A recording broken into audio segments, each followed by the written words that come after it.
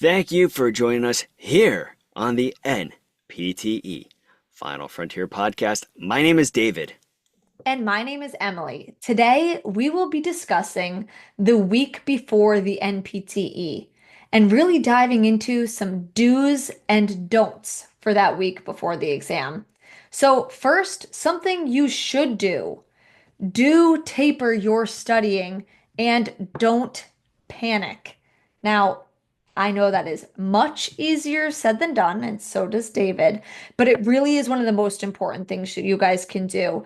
Tapering. Well, what does that mean? It's the final week before the exam. This is not the week to be learning new topics, but instead refining those topics, spending more time on those big hitters like cardiopulmonary, neuro, and musculoskeletal, and focusing in on maybe some areas of weakness or areas that you tend to find very challenging on practice exams, or just some content topics that maybe you've always struggled with throughout your curriculums.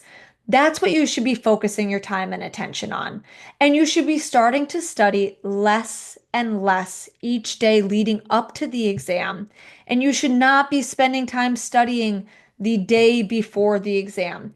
Tapering really is so important. If any of you are athletes, just like a sporting event, right? You don't want to be practicing 24/7 leading up to your big game. You need that time to rest and reset to make sure you don't make silly mistakes and overlook practice questions or the final exam questions in this standpoint. What do you think about tapering, David? I think that it's very important, especially as you mentioned, heading into the exam. You don't want to do every single thing that you can do with studying wise. You don't want to study every single thing that is inside of a textbook heading up into that examination, maybe 1 week out. But I think something very important is you can always use specific time slots when you're preparing for this.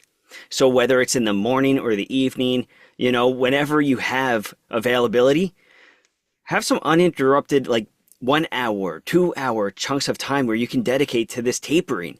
And sometimes it could be maybe the method of 15 on, 15 off, or 30 on, 15 off, something like that. And then also, as you know, Emily, and I know very well, you got to be flexible. You need to have flexibility with your schedule. You need to have flexibility with the tapering process. How flexible were you with your preparation with the tapering aspect? With tapering, I really did hold myself accountable because using Final Frontier myself, I know the instructors really reiterated the importance of not studying, especially the day before the exam, and the importance of kind of really tapering that week of.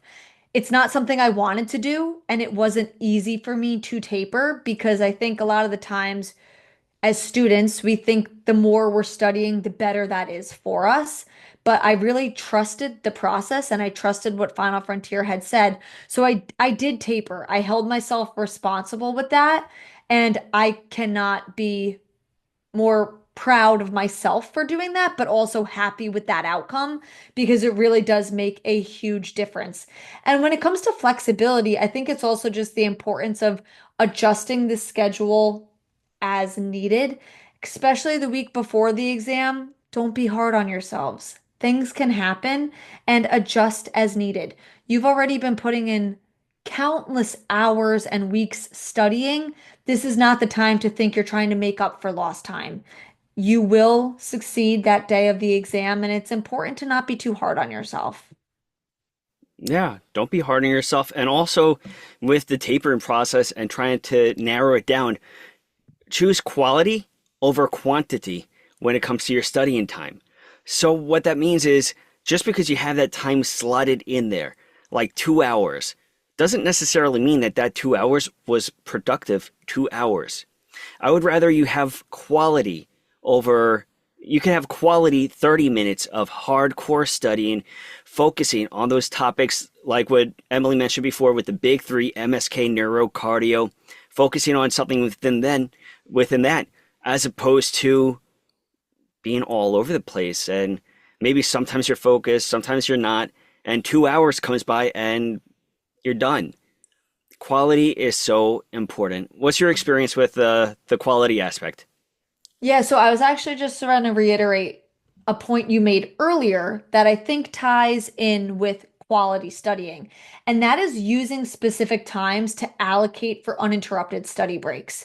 I am a huge morning person. That's when I would study the best. That's when I would retain my information the best. I am My brain is pretty useless in the evenings, when it comes time for retention. And I learned that. I don't admit anything. I I know was nothing waiting of for what you you're to say talking about. something about this. David is laughing because we record the podcast in the evenings, and sometimes the things that come out of my mouth just do not make sense. But Thank really goodness for editing. reiterate, it's so important to allocate specific study times, in my opinion, because like I said, mornings are my best time. So that's when I really tried to make sure I put time aside for studying. And that's how I was efficient with my studies. That and another really, really big thing that I want to really make sure you guys are focusing in on is do not have your cell phones near you while studying. That I would waste so much time studying because I would do 10, 15 minutes of work and be like, all right, phone break, take my phone out and just be like, I'll do a quick scroll. That quick scroll on Instagram just turned into 30 minutes on my phone. So I would actually put my cell phone in a separate room while I was studying. So that way, if I wanted to go look at my phone, I had to intentionally get up, go get my phone, and then look on it. And I realized by doing that, I would get such a productive 1 to 2 hours of studying. And then I would actually give myself like a well-deserved phone break, you know? So I found that really beneficial, or at least putting your phone on do not disturb while studying. So that way, maybe you're not just looking at it every time you get a notification if you have a little bit more self-control than me, where I was like, nope, I know I need to put my phone in an entirely separate room. You know yourselves, hold yourselves accountable, try to make sure you're not just scrolling on your phone unnecessarily to focus in on that quality time. What about you, David? I think that that's so important. I actually used to set the phone away from my bed when it came time to sleeping. So studying, I had to do that too, but especially with sleeping, because how many of us, when we're in bed and we just scroll through our phone, and that could keep you awake and awake and awake. And that alone, I would keep my phone to the other side of the room.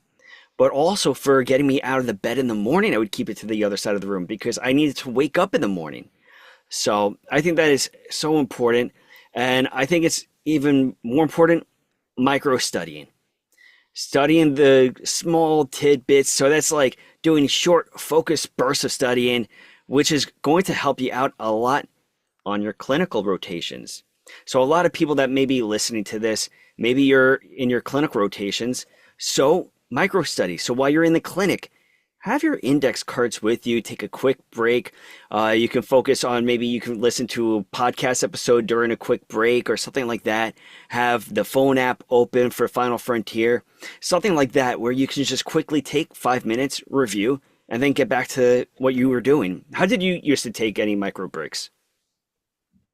It's funny you mentioned micro breaks because that's actually something I think I really struggled with because I normally was big into like 3 hour blocks while studying. And that was when I was at home. The part that you brought up about like using micro study breaks while in the clinic, while on your jobs, on a quick lunch break, I would incorporate that while I was working, and I found that beneficial, like when I was on the go, by using different apps or flashcards that I had.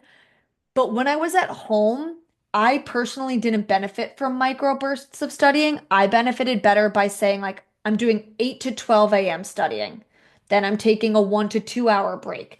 Then I'm doing like 3 to 6 p.m. studying. And then that's how I more so broke up my studying because for me, um, as a student, I only would finally get in the groove after like an hour.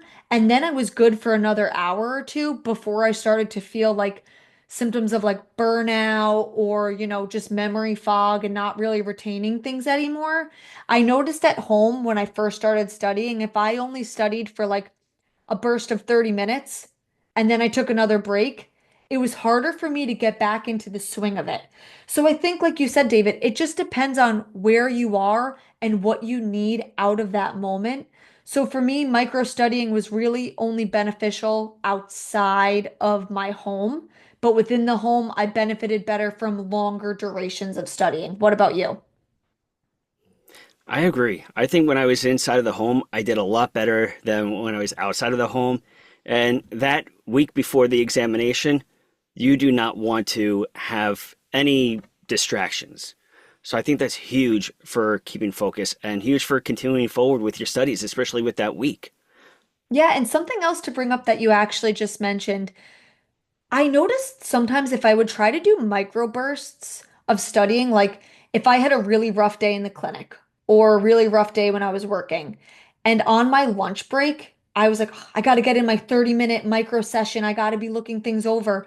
But I was already overwhelmed from what was going on outside of studying. It was not beneficial for me to be studying at that time. And it's okay to have, a microburst session planned on your lunch break. And by the time you get to your lunch break, you're like, I really just need a mental recharge and I need some time to just decompress. So use those microbursts when you are feeling energized, you're feeling good. But on days where maybe you need that lunch break to just focus on you, that's okay as well. That's also very beneficial for your studies. So don't be afraid to make adjustments as needed. And within that, I think I really would like to touch on a point of burnout because that is something that many of us struggle with. So it's really important to be mindful of signs that you're nearing burnout instead of letting yourself get to the point of burnout. So, David, do you want to touch about maybe some signs that you've noticed, whether it's students or that you've struggled with, some warning signs of burnout? Oh, yeah. I think that recognizing burnout for yourself is so important. Some things that you can recognize is your level of fatigue. Maybe you're starting to fatigue a lot quicker than maybe you used to. You're becoming more irritable with your friends and your family members. Maybe something that wouldn't make you snap as quickly is starting to really just get to you. You got to recognize that your motivation, maybe it's just not there anymore. And maybe your effectiveness of the studying, where to the point where you may have the book open, but you're not actually retaining that information. You just have it open and you're just being miserable sitting there. Yeah, Is there anything? something I want to touch on about that is you mentioned some really great ways to recognize burnout, I think in the big picture, but a big way I recognized burnout in the moment of studying was I mentioned, right, that I would like to do more like 2 to 3 hour blocks. So let's say I'm thinking I'm in that 8 to 12 a.m., that 8 a.m. to 12 p.m. block, and it's only like 11. If I realize I just read my same page of notes 2 times and it's just not sticking, I am reading the same thing over and over again. I'm not retaining it. I'm starting to second guess myself, even though it's a topic I normally can be, moving a little bit quicker with. I'm getting up and I'm taking a break. Even if I allotted that 3 hour study window, going back to that point of quality studying, right? We want to be effectively studying. Make those adjustments. Be flexible, like you mentioned previously. Quality studying, flexible studying, taking that taper, taking rest breaks as needed. These are all some really great ways to avoid burnout and recognize when we need to take some extra rest breaks. I agree. I think that's so important. And there's a few more things that you definitely want to be doing as you head into this examination. So, something that could help out, review those rationales, practice questions. You've taken all those practice exams for a reason. Review the rationales. If you have flashcards, like we mentioned before with the micro studying, utilize those flashcards for that last week. Go through the ones that, especially that you're having difficulty with. Sleep. Get at least 7 to 8 hours of sleep. Don't study past midnight, 1 a.m. I don't know how many episodes me and Emily have done where we've spoken about sleep and the importance of it. I mean, you need to get your sleep before this examination. Make sure that you know the logistics of that exam day as well. You don't want to be caught off guard. So you want to have your primary ID, your secondary ID, your clothing. You want to have your snack ready, a drink ready. You want to know where that prometric center is. Last thing you want to do is get lost on the way to your examination because that's not going to be fun. And also stay consistent. During that last week as you head into this examination, now is not the time to start trying something new. Maybe it's medication. Maybe it's a certain drink. Maybe it's coffee.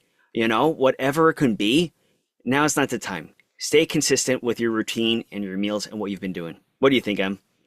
Yeah, I think all of that is just so important. And the most important thing is do trust this process and don't compare yourself to others.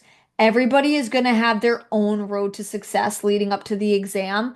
And it can be helpful to talk to maybe other students or your peers to help get maybe some insight or get some ideas on how you can better prepare yourself.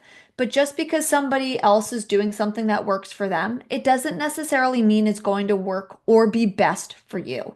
So, you know, something to keep in mind is you've worked so hard to get to this point and you've been studying for countless years. Trust yourself. You know what works for you.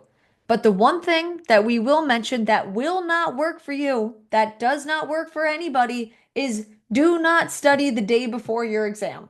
I cannot reiterate that enough. It is so important to give yourself that day to recharge. So you can take your own creative license and prepare in any way you want besides that. You cannot study before the exam. I agree with you. And it's funny because both me and you are opposites with that too. You know me well enough. I shouldn't have, but I did. I did study the day before, but there's a big but there.